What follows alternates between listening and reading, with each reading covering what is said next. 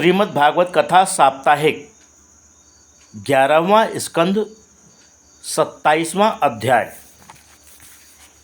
भगवान के द्वारा सविधि क्रिया योग का वर्णन। उद्धव ने कहा, हे भगवान, संसार में मनुष्यों का चित्त राग द्वेष आदि से निरंतर व्याकुल रहता है। उसका असंग होना तो बड़ा ही कठिन है। सुना जाता है कि कर्मयोग मनुष्यों के लिए श्रेय का सबसे सुगम साधन है। इसे ब्रह्मा ने अपने भृगु आदि पुत्रों को तथा भगवान शिव ने पार्वती जी को बताया। बाद में भगवान व्यास, देवर्षि नारद तथा अन्य सभी महर्षियों ने इसकी पुष्टि की और इसके महत्व का गान किया। अतः कृपया आप उस कर्म योग का वर्णन करें जिससे आपकी आराधना द्वारा चित्त की शुद्धि हो और मनुष्य सरलता से कुसंग का त्याग कर श्रेय के मार्ग में अग्रसर हो जाए। भगवान ने कहा, हे उद्धव, कर्म कांड का तो बड़ा भारी विस्तार है। उसके ना ग्रंथों का अंत है और ना उसके अनुष्ठानों का ही, किंतु हम संक्षेप में उसके मुख्य स्थलों का वर्णन करते हैं। वैदिक, तांत्रिक और मिश्रित ये तीन मेरी पूजा के प्रकार हैं। वैदिक पुरुष सूक्तादि से पूजा, तांत्रिक तंत्र मंत्रोक्त न्यास प्रधान पूजा, मिश्र पुराण वेद मिश्रित पूजा। इनमें से जिसमें अभिरुचि हो उसी से श्रद्धा विश्वासपूर्वक मेरा पूजन करें। सर्वप्रथम यथा समय उपनयन संस्कार द्वारा द्विजत्व को प्राप्त करें। फिर प्रतिदिन नियम से दंत धावन पूर्वक स्नान आदि से शुद्ध हो संध्योपासन कर मेरी प्रतिमा का पूजन करें। निम्बादि की दंत धावन से, नीम आदि की दंत धावन से अथवा शुद्ध मंजन से मुख शुद्धि करें। आधुनिक गंदे टूथपेस्ट पाउडर आदि नहीं। निषिद्ध दिन में भी जिह्वा की शुद्धि अवश्य करे अथवा जल के 12 कुल्ला कर ले। बिना संध्योपासन किए मेरी प्रतिमा का पूजन न करे, अन्यथा उसका भी फल नहीं होता, कारण वह अशुचि रहता है। कोई शुभ कर्म करने का अधिकारी नहीं। प्रत्येक कार्य में संकल्प अवश्य करें, अन्यथा पुण्य कर्म निष्फल हो जाते हैं। संकल्पम च सदा कुर्यात् स्नान दान व्रतादिषु, अन्यथा पुण्य कर्माणि निष्फलानि भवन्ति च। देवो भूत्वा देवम यजित, इस नियम से पूजन के पूर्व अपने संप्रदाय के अनुसार तिलक अवश्य लगावे। प्रतिमाएं 8 प्रकार की बताई गई हैं। शैली, दारुमयी, लौही, लेप्या, लेख्या च सैकती, मनोमयी, मणिमयी प्रतिमाष्टविधा स्मृता। पाषाण की, काष्ठ की, लौह सुवर्णादि धातु की, लेप्या भित्ति में लिखित चंदनादि लेप की, लेख्या चित्ररूपा, सैकती मृणमयी, मनोमयी और मणिमयी, ये मूर्तियां 8 प्रकार की बताई गई हैं। लौह की परिभाषा निम्नलिखित है। रीति सुवर्ण रजतम ताम्रम रीति कांस्यम तथा त्रपु, शीशम काला यशम चैव मस्तौ लोहा प्रकीर्तिता।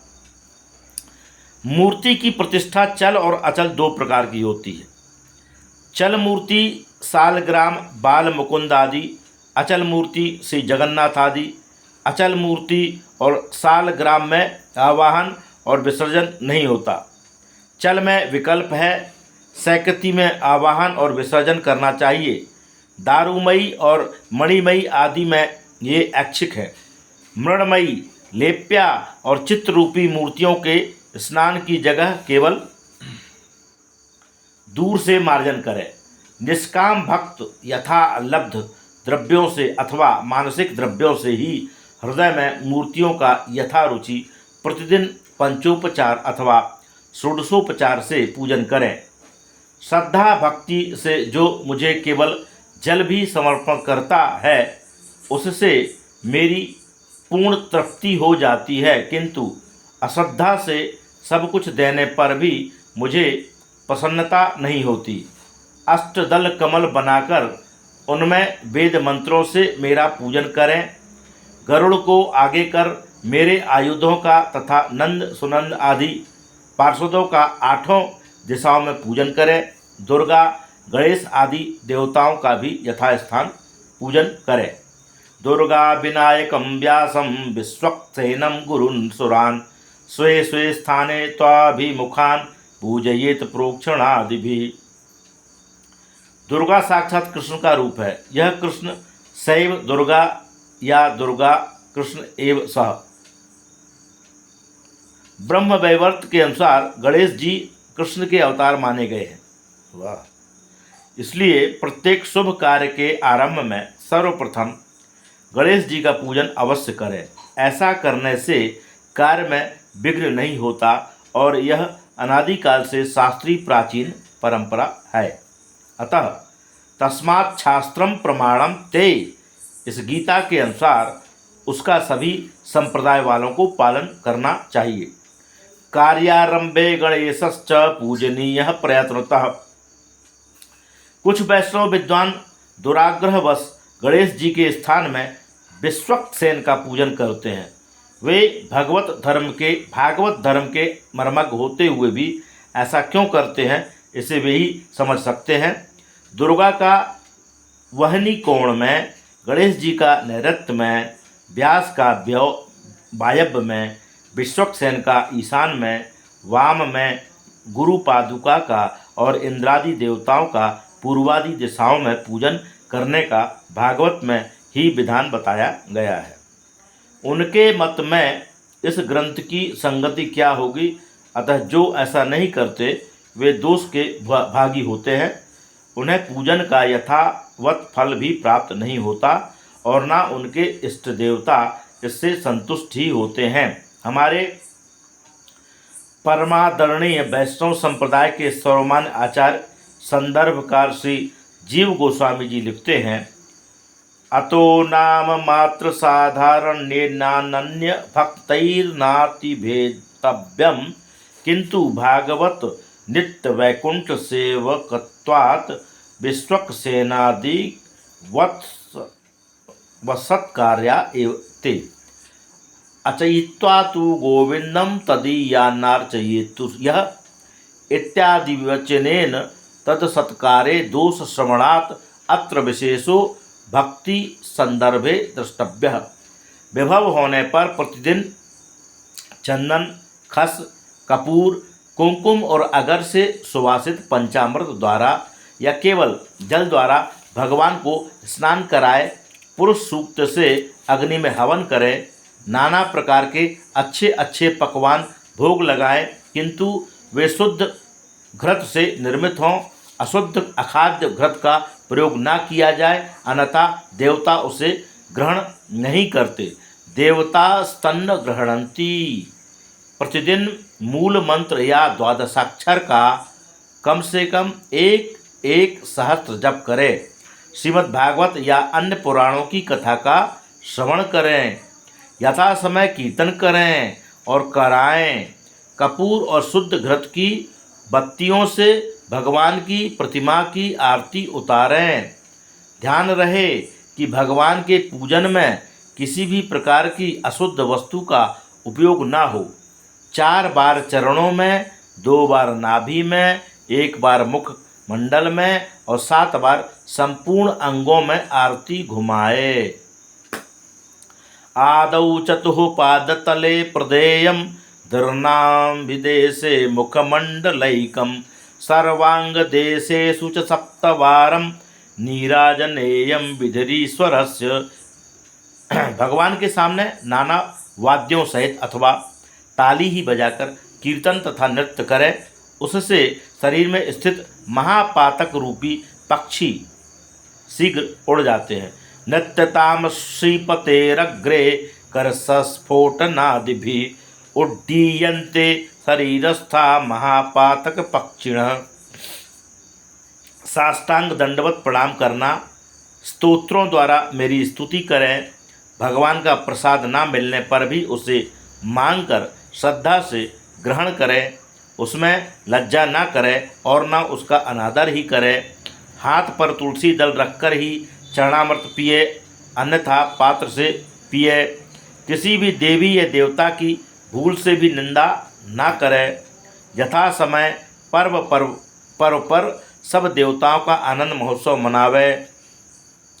द्रव्य के सदुपयोग के लिए सुंदर मंदिरों का निर्माण करें, उनमें विधि पूर्वक यथाभिलषित मेरी प्रतिमाओं की स्थापना करें, उनकी नित्य निरवच्छिन्न पूजा के प्रवाहार्थ स्थायी संपत्ति का दान करें, पुष्प फल आदि की सुविधा के लिए सुंदर बगीचे बनावे, साथ ही हो सके तो वापी, कूप, तड़ाग, विद्यालय तथा धर्मशाला का निर्माण करें। यदि इन धार्मिक कार्यों के करने में अपनी क्षमता ना हो तो दूसरों का सहयोग करें, क्योंकि कर्तुश्च सारथेर्हेतो नुमोदित रेवचा कर्मणां भागिनः प्रेत्य भूयो भूयसि तत्फलम्।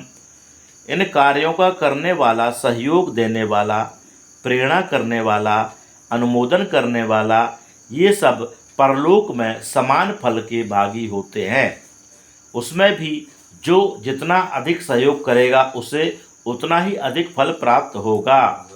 लक्ष्मी चला है, जीवन भी अस्थिर है, परलोक में खाद्य सामग्री अपेक्षित होती है, बिना यहाँ दिए वहाँ कुछ मिल ना सकेगा। अतः अपने जीवन काल में ही कुछ द्रव्य निकालकर सुशील, पठनशील, आचार संपन्न, विनम्र छात्रों के लिए यथाशक्ति अन्न सत्र का प्रबंध अवश्य कर दे, जिससे परलोक में क्षुधा का कष्ट उठाना ना पड़े। प्रतिदिन 24 घंटे में थोड़ा समय निकालकर अपने परिवार के साथ बैठकर मेरे नामों का कीर्तन करें और दिन में किए गए पापों की क्षमा याचना करें, पश्चाताप करें। ऐसा करने से मनुष्य परलोक में कष्ट का अनुभव नहीं करता। हे उद्धव, हमने अत्यंत संक्षेप में यह पूजा की विधि एवं जीवन उपयोगी कुछ आवश्यक साधन बतलाए। जो मनुष्य उपर्युक्त विधि के अनुसार श्रद्धा भक्ति से हमारा पूजन करता है, उसे शीघ्र ही भक्ति, ज्ञान और वैराग्य इन तीनों की प्राप्ति हो जाती है और फिर उसे किसी प्रकार का सांसारिक क्लेश विचलित नहीं कर सकता। अंत में वह हमारा दिव्य वैकुंठ लोक प्राप्त कर लेता है।